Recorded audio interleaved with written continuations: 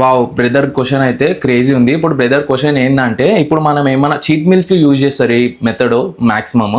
ఇప్పుడు ఏమైనా cheat meal మనం కన్జ్యూమ్ చేసి ఇప్పుడు మనం దాన్ని తిని ఉమ్మేస్తే ఆ క్యాలరీస్ మనకి ఇంటేక్ అవుతుందా లేదా అని చెప్పి, ఇప్పుడు మనం ఈ వాటర్ మెలన్ చూద్దాం. ఈ వాటర్ మెలన్ నిన్ను తిని చూయింగ్ చేస్తున్నా. అసలు మన మౌత్ ప్రాసెస్ ఏంది?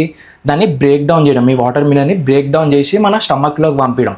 మన స్టమక్లోకి పంపించిన తర్వాతనే మన ప్రోటీన్, ఫైబర్, కార్బోహైడ్రేట్ అనేది బ్రేక్ డౌన్ అయ్యి అప్పుడు క్యాలరీ కింద కన్వర్ట్ అవుతుంది. కానీ మౌత్ నుంచి కన్వర్ట్ అవ్వదు. అది మౌత్ ఎప్పుడు అవుతుంది అంటే సింపుల్ షుగర్స్. ఎప్పుడైనా సింపుల్ షుగర్స్ తింటావా, స్వీట్స్, క్యాండీస్ అట్లాంటివి, దానిలో minimum amount of calories break down అవుతుంది అంతే.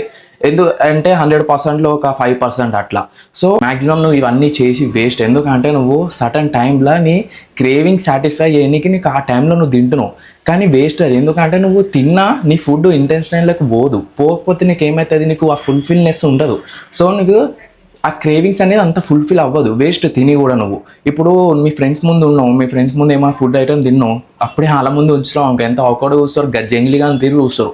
సో అట్లా చేయకు. నీకు ఒకవేళ నిజంగా తినబుద్ధి అవుతుందంటే నీ టోటల్ క్యాలరీ ఇంటేక్లో తక్కువ వేసుకొని తినేసి ఏం కాదు చీట్ మీల్. లేకపోతే నేను ఒకవేళ నైట్ అవుతుందంటే నువ్వు నైట్ చీట్ మీల్ చేసినావు అంటే నెక్స్ట్ డే కూడా నువ్వు కట్ ఆఫ్ చేయవచ్చు నీ క్యాలరీస్లోంచి. సో అట్లా చేయి.